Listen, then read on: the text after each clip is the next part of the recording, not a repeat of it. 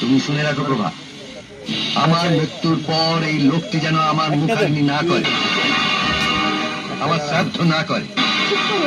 আমি তোমার দুটি পায়ে পড়ছি, তুমি চুপ করো। যদি করে তাহলে তোমার স্বামীর আত্মা শান্তি পাবে না। আর শুনে রাখো প্রভা, আমার সদ্গত পিতার নামে আমি শপথ করছি, এই রক্তচোষা পাওনাদারের দেনা তোমার বুড়ো স্বামী দরকার হলে কুলিগিরি করে শোধ করবে। আমি আজই এই বাড়িতে ডাক দিয়ে দিচ্ছি, তোমার ঘরে তুমি থাকবে, আমাদের অংশে তুমি পদার্পণ করবে না। ঠিক আছে?